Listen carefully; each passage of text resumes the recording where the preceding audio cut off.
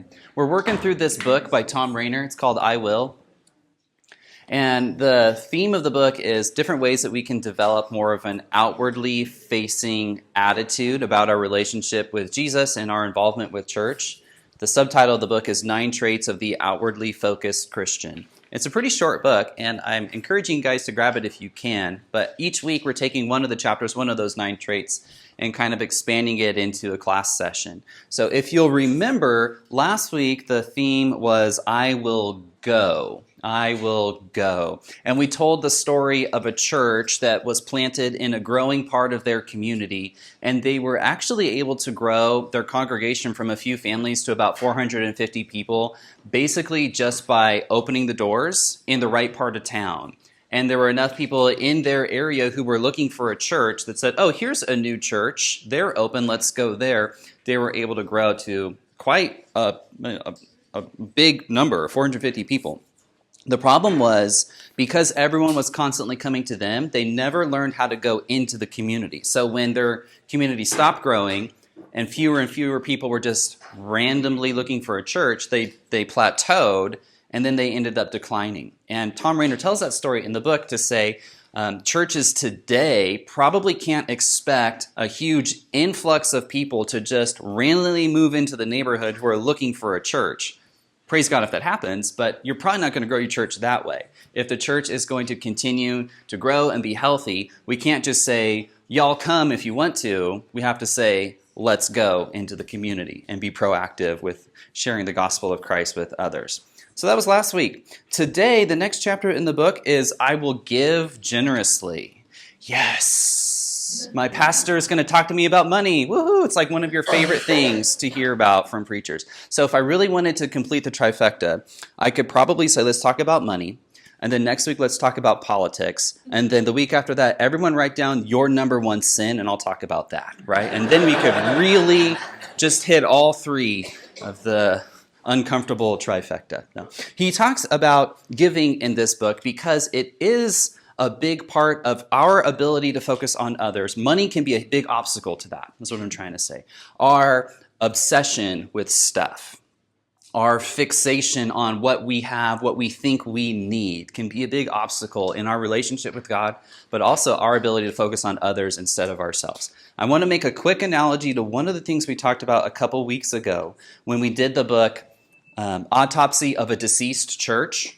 10 things that dying churches tended to have in common. One of those traits of churches that plateaued and then declined slowly and eventually had to close their doors was that as a congregation, their budget moved inward. When they started not being able to pay for everything they wanted to do, the first things that they cut were the things that helped outside people outside of their own church. And they protected all of the programs and ministries that benefited them. So as a congregation, there was an attitude of, we need to make sure we have what we want and what we need.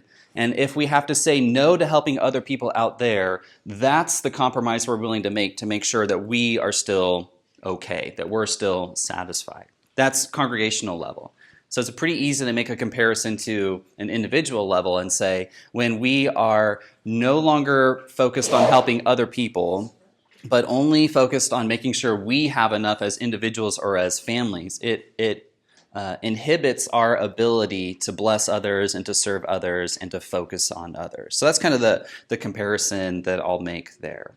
If anyone had a chance to read the chapter 6, I think it is, I will give generously. Thom Rainer tells a story about his Uncle Jess, because Uncle Jess was an incredibly generous person. And I want you to just do me a favor. Just think about the people in your life, a person, an individual, who has been especially generous for you or for your family, or you just know that they've been generous towards others. Uncle Jess was one of those people. Thom Rainer tells a story of how he and his wife, Nellie Jo, I want to make sure I get her name right. He and Nellie Jo hit some financial struggles at one point when they were, after they had gotten married. And things had gotten so bad and so tight with their finances that they were thinking about donating blood in order to get a little bit of money in order to put food on the table. And so if you've reached that point, you're kind of desperate. It was on that day when they were having those conversations that they randomly got a financial gift from Uncle Jess.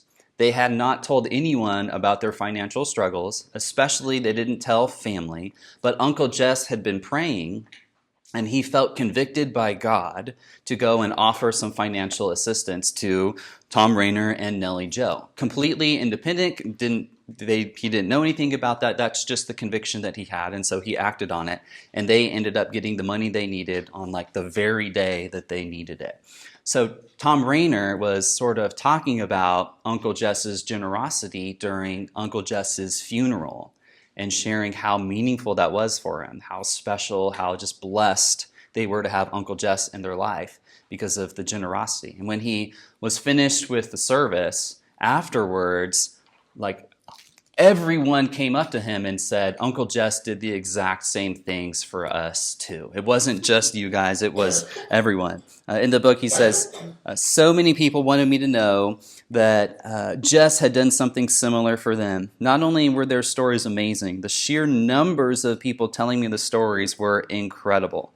Jess Keller was the most generous person I have ever known, and he seemed to take great joy in giving. Without naming any names, do you guys have examples of that kind of generosity in your life? People that have been there for you, have blessed you? Maybe even a similar story of getting like the exact right amount of money that you needed for that particular crisis and no one seemed to know. But it was just a random thing that showed up at the right time. That kind of giving is inspiring, it's contagious, and it's a great example for all of us. So that's kind of the topic from this chapter. Now, I heard a really cool sermon on giving and generosity from Rick Atchley from the Hills Church in Fort Worth. Have you guys ever heard of him in that church before? Kind of a big deal in the Church of Christ, but I don't want him getting a big head or anything. But they had a really great series at their church on living generously. And one of the things I appreciated about his perspective on 1 Timothy chapter 6, which was kind of the theme verse for that series, he made the point that being rich isn't bad, but most of us are bad at being rich. So there's nothing wrong with being rich. There's nothing wrong with having money. There's nothing wrong with being wealthy. But he says most of us, if we are wealthy, we're not very good at it from a Christian point of view. And the point that he was making was that in the Bible, those who are given much have a higher expectation that they would use the things that they have received to be generous and to share and to bless others. So being rich isn't bad. It's just that most of us are bad at being rich because when we do get money or blessings, we don't always live as generously as God would want us to. So I thought it was a helpful way of thinking about it. And like I said, their theme passage was 1 Timothy chapter 6. I'll share those verses with you guys. I wanted to play a little clip of Rick Atchley's sermon about this passage too. I think it's maybe a couple minutes long. Okay, volunteer. I need a volunteer to read 1 Timothy chapter 6, verses 9 through 10 for us. We'll read this passage. It's got some good teaching about generosity, about God's perspective on money. We'll read a little bit later in the chapter 2. We'll bounce around there for a little bit after that. Volunteer to read 1 Timothy chapter 6, verses 9 through 10. Jane, go ahead. Start your hand first. Those who want to get rich fall into temptation and a trap, and into many foolish and harmful desires that plunge people into ruin and destruction. For the love of money is the root of all kinds of evil. Some people, eager for money, have wandered from the faith and pierced themselves with many griefs. Thank you, Jane. So this verse is misquoted quite a bit in society and in culture, right? Maybe even in church. The misquote says money is the root of all evil, as if money itself was immoral or a problem. What does the verse actually say? Yeah, it's our attitude about our possessions that ends up being the problem. So being rich isn't bad, but sometimes being rich can cause problems in our faith because instead of seeing money as a tool that we can use for God's glory or a blessing that we can share with others or something that we can pay forward to people who need it more, we actually turn to it and say, this is going to be the source of my satisfaction. This is going to be a source of contentment. It's going to be a source of pride for me. I'm going to rely on it. It's going to guarantee my comfort. It's going to be there for me as a safety net, and it's going to be there to make sure that I'm going to be okay if bad things happen to me. I can fall back on my vast wealth. And the problem there is money becomes the foundation and the thing you rely on instead of God, who wants us to turn to him as our provider, our protector, our firm foundation. What other insights or comments or things do you notice about this passage, Victor? Well, I'm reminded, my favorite passage on this topic is 3 John 2. Okay, what's that say? And it says, "Brethren, above all things, I wish that you prosper." And if you look at the original word, that prosperity word means business prosperity, so it's money. Okay. He says, "But," he goes, comma, "just as your," it says, "Brethren, I wish that you be of good health and that you prosper, just as your soul prospers." And so the concept there is, again, money isn't bad, but it's the fact that it's understanding where it came from. It's the same thing that always happened to the Israelites in the Old Testament. They forgot where their source of power came from. And our source of income and wealth really comes from God. And I like to look at it as the parable of the talents, and that we are to be good stewards of what we're given and understand where it comes from. And that's not just money, by the way. I would like us to include time as a resource, because it is, and people really, to me, that's even worse than money. A lot of people really grasp onto that. My time is very valuable to me, even more than my money. So anyways. Yeah, good thoughts. Good thoughts. I like that you brought up the parable of the talents. That's a good illustration of when we have been given a lot, God expects us to accomplish a lot with it. He didn't give those talents, which was money in that story, just coincidence that's the word talent, like abilities or passions. When God gives that gift generously, there's an expectation that we would accomplish a lot with it. We would use it for God's glory. So yeah, thank you for bringing that up. Other insights or comments on this passage here from the Apostle Paul? It seems the pursuit of money has overcome their pursuit of faith. Yeah, there's a competition there. It's almost like Paul is saying you can't pursue God wholeheartedly if you're already pursuing more and more money wholeheartedly too. Jesus says the same thing in the Sermon on the Mount. You can't serve 2 masters. As much as we would like to be able to straddle that line and be fully in love with God, but also fully pursuing the things of this world, it's like our hearts aren't big enough to be fully in love with the world and fully in love with God at the same time. So, yeah. To that point, the world doesn't want us to love God. The world wants us to love ourselves and love it. Yeah. I mean, we hear that, the money is the root of all evil. We also hear having money means you never have to say you're sorry. It's incompatible with Christ's teaching. Yeah. Again, having resources is not, those resources come from God. Everything comes from God. And we're talking about this. My mind keeps going back to, and we never had the opportunity to know him, but Russ Koken. Russ Koken was an eccentric member of this congregation for a long time. And when he passed away, he left a very, very substantial gift to the congregation. The thing of it is, no one ever knew that he had that. He never flaunted it.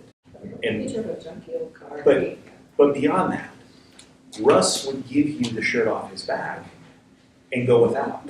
He would drop everything in the world to come pick you up and drive you somewhere if he thought you needed it or you voiced a need. And so it's that attitude that really is impactful. Money is really secondary to all of that.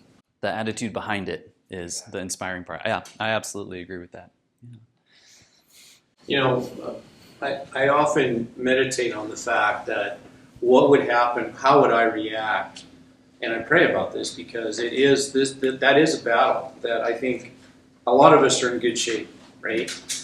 What would happen if we weren't in good shape all of a sudden? Like a tornado had come and just took my house right out instead of someone else's. How would I react to that? And where would I be putting my trust and faith in? And that's, I think, a question we should all ask ourselves. Yeah, Landon. I got 2 things. It's not even the love of money. I think the quote compares it to the thief of joy. I think that's what it's about, is we're comparing ourselves to the people next to us. And I think there's a thought process or a thought question you have to ask yourself if it's just about money. So if you could be alive today or be the richest person alive in the world 300 years ago, what would you pick? Because 300 years ago, the average life expectancy was 35 to 40. It would take you 2 months to cross the ocean. You couldn't drive anywhere, you couldn't do anything, but yet you're the richest person alive. Today we have all these capabilities, all these things that they never would have had. And would we trade that just to be rich? I doubt it. I doubt many of us would go back just to be the richest person. Yeah. Yeah, you said comparison is the thief of joy, right? That was the quote. Yeah, I love that. My sermon today matches up pretty well with these topics too. We're talking about pride and humility and sort of the way Satan tries to get us to feel really dissatisfied with the things that we have so that he can puff us up in pride. Oh, I deserve so much more. I deserve to get my wants, my needs, my desires met. And he can use that as a sort of a foothold in our life to tempt us. So it's a pretty similar theme to what we're talking about today. And Paul's practical point here too is that he's seen how this can lead people astray and lead people to end up rejecting God because their desire to have more or to acquire more overrides their desire to pursue God. And when they are forced to choose between the two, when they've watered those roots of the love of money and it's grown into these bigger issues in their life, they end up choosing the things of the world over God. And for Paul, as someone who has sacrificed greatly so that other people can have the opportunity to know Christ, it's just heartbreaking for him to see. When Satan lied to Adam, he told the biggest lie he could tell him because he told half of the truth. He said, "You shall surely not die." True. He should have added the word immediately. That's right. Yeah, Satan is the father of lies, and when he lies, he speaks his native tongue. So there's not only outright lies, but manipulation and half-truths and sort of muddying the waters of what God has said and getting us to doubt God's motives and his goodness. So yeah, Satan is right at home when he gets us to doubt God's willingness to provide for us, to bless us, when he gets us to play that comparison game. Absolutely. A little bit further in the chapter, Paul says, "Command those who are rich in this present world not to be arrogant, nor to put their hope in wealth, which is so uncertain, but to put their hope in God, who richly provides us with everything for our enjoyment. Command them to do good, to be rich in good deeds, and to be generous and willing to share. In this way, they will lay up treasure for themselves as a firm foundation for the coming age, so that they may take hold of the life that is truly life." So some good teaching there, that when we have been given a lot, there's an expectation that we would be generous and willing to share that with others. I'll talk about this a little bit later, but I just want you to pay attention to the way Paul emphasizes being a generous person is good for your soul. It's not simply other people need your money. It's not guilt tripping. Oh, those puppies are going to starve and die in the shelter if you don't rescue them today. It's not a guilt trip about what's going to happen to them if you don't give. It's giving is good for your soul. It helps you stay rooted in God. It helps protect you from that temptation to wander away. So there are good reasons, exterior motives. There are good reasons to give because people really do need the help, but it's also because we need to be generous givers. It's good for our soul too. Bryan, I'm sorry. Go ahead. If we have the right attitude too, about where the source of our wealth is, we should be happy to share it and be grateful. And again, it's having that attitude of gratitude that, man, I have been thoroughly blessed by God with what I have. I should be joyous to want to help others when I see the need arise and pray. And like Uncle Jess, and I'm not bragging, I'm just saying, I pray to open my eyes to those opportunities, because sometimes we put the blinders on and we don't look for them. Yeah. I mean, a simple way to illustrate this idea: everything that we have comes from God, so obviously we should be generous with it. But sometimes we kind of lose sight of that. I just want you to imagine, I've got 3 kids. Logan is 9, Dylan is 7, Avery is 3. If I give a full bag of Skittles to Dylan, the middle child who loves all things sugar, he recognizes he did nothing to earn that or deserve it. I'm giving it to him as a gift. If I then say, "Hey, Dylan, will you please give one to your sister?" The selfish human nature comes out and says, "Aw, why do I have to share? This is mine. You gave me the whole bag. What do you mean I have to give one to my sister?" Okay, let's think about this. You had no Skittles coming into this day. I just gave you the full bag that came from me. Now I'm asking you to take this thing that is mine and not yours and share a little bit with someone else. Okay, but that same situation plays out all the time in our lives. We've been given a lot, and it's not ours, and we didn't really do anything to deserve it. And then when God says, "I want you to give generously of your time, of your money, whatever it is," that selfish human nature goes, "Aw, I thought I was going to get the whole bag to myself." Okay, so we can see this thing play out with kids, and then we have to realize, okay, that's probably us too as adults, which is why it is so important for us to pray for a generous spirit, a humble spirit, and to recognize this isn't mine, it's God's. And it came from God, and He's entrusted it to me so that I can be really good at passing His gifts on to other people. That's kind of what Rick actually talks about a little bit too. I'm going to play this clip. I hope the volume is about right. I might try and adjust it real quick here once it starts. So he goes on from there, but I love that point that he made, that prosperity can be harder on our faith than adversity. Because when we prosper, we get this feeling like, I'm going to be okay no matter what. I can rely on what I have, and that can be my source of security, my foundation. Why do I need God anymore? It can actually cause us to wander away. When you go through adversity, it forces you to rely on God more, but when you experience prosperity, it almost creates an opportunity for you to neglect God. Jeff? The longer you witness or experience prosperity, the more you tend to feel you deserve it. That's right. Yeah, then it becomes, and I've worked hard. I do deserve this. I earned this. Yeah, it came from me. Crystal. They've done this study, and they had, I think it was just Monopoly. It's like two people playing Monopoly. And one person, they gave like an extra $200 every time Pesco, and they gave a couple other things that were good. And the other person, had a negative, maybe they only got $100 from the Pesco or whatever. Anyway, of course, the person who had the perks won. But after, and they did a survey, that person that thought they won, well, I made some good decisions. I did that, like, he believed that it was his own actions rather than, it was pretty clear that there was a big difference. But when you are doing well, you tend to think, well, I'm doing well because I did this and I did this, and that person's not doing well because obviously they're making bad choices. Yeah, that's funny that they were able to discern that, in something as simple as Monopoly, that when we prosper, when we have received far more than what we truly deserve, far more than other people around us, we're likely to attribute that to our greatness, our effort, our wisdom, and say, that's right, I am the best Monopoly player there is, of course I won. That success creates an attitude of entitlement and pride.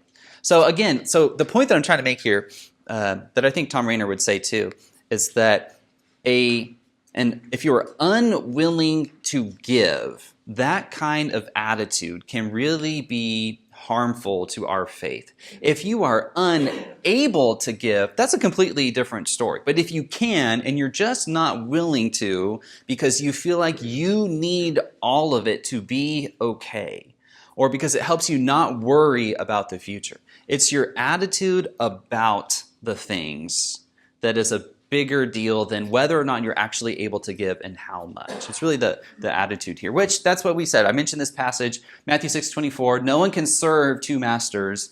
Either you will hate one and love the other, or you will be devoted to the one and despise the other. You cannot serve both God and money.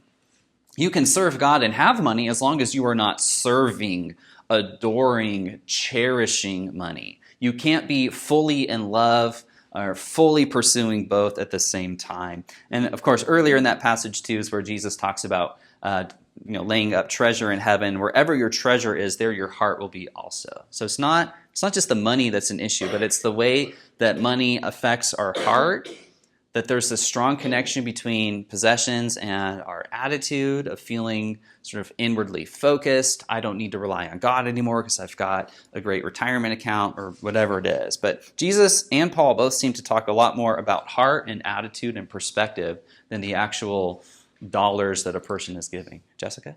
I was just thinking about that scripture where it says don't store up and then do store up. I don't think I thought about how much time it takes to store something up. It's not necessarily something that you do overnight unless you're given a huge whatever it is that you need to store. Most of the time it takes time. So it's not just the amount of money that we have, but the time that we spend in pursuit of. It might not even be related to money, but what we want to do, our selfish desires, like that can be related to money and you can think about, well, we deserve this because of whatever reason. Don't take the time to store up our heavenly pursuits in the same way.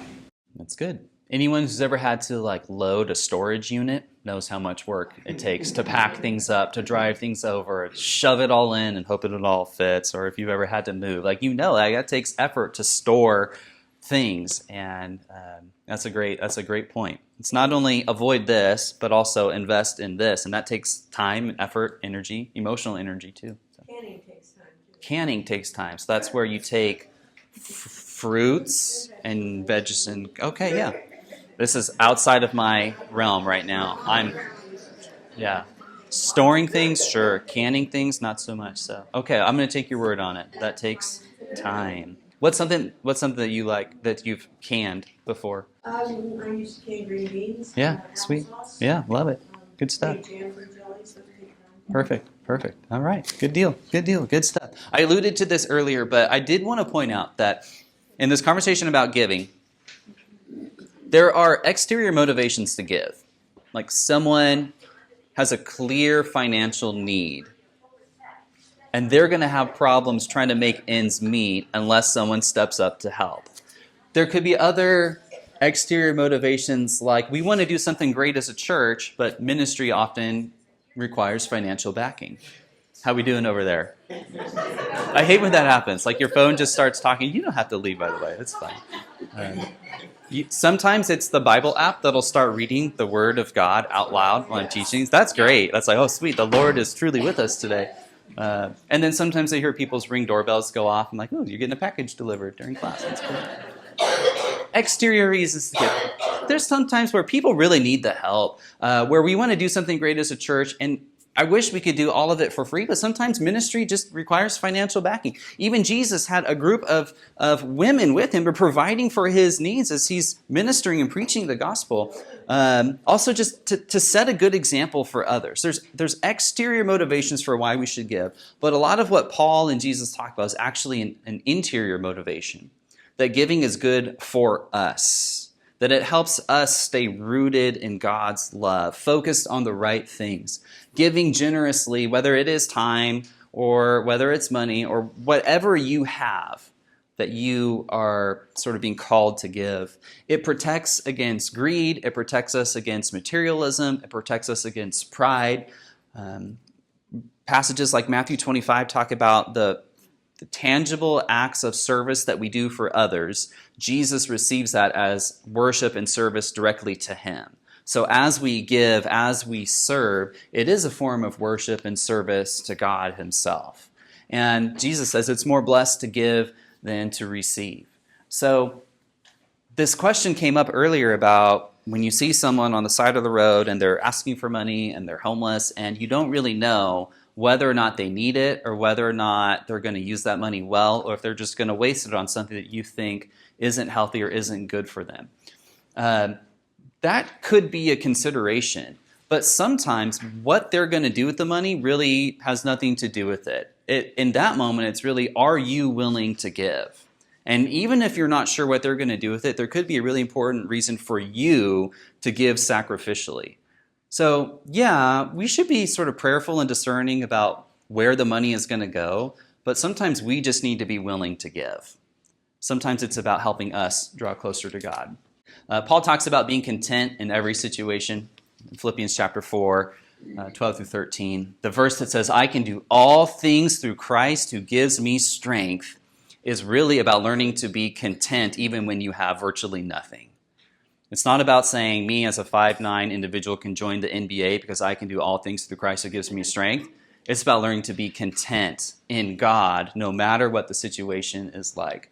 I'm not saying this because I'm in need, for I have learned to be content whatever the circumstances. I know what it is to be in need, and I know what it is to have plenty. I have learned the secret of being content in any and every situation, whether well-fed or hungry, whether living in plenty or in want. I can do all this through Christ who gives me strength. It's an attitude of I'm going to depend on God, on Christ for my contentment, for my needs, for my satisfaction. I'm not going to base my happiness on the ever-changing circumstances of my life, which are like that roller coaster, up and down. I'm going to base my contentment on the unchanging goodness and love of God the Father, which means Paul can praise the Lord in times of prosperity, and he can praise the Lord when he's writing these words from prison. And so if we have that attitude of contentment in God, I think that allows us to be more generous. Okay, the other thing on your handout today is I did a series in California on a lot of different spiritual disciplines using Richard Foster's book, Celebration of Discipline. One of those is called The Discipline of Simplicity, which is about learning to be content with a very simple life instead of going down that road of the endless pursuit of more and more. Learning to be content with what we have, without going to the extreme of saying I'm not allowed to have or enjoy anything or have fun at any point in my life. If there's a middle ground here of rejecting materialism without feeling like we need to literally sell everything in order to follow God. So I just wanted to provide that for you since it's a pretty similar topic to what we discussed today with the I Will class. So that's that. Thank you guys for coming today. I hope there was at least one thing that you were able to grab onto and take with you in your faith.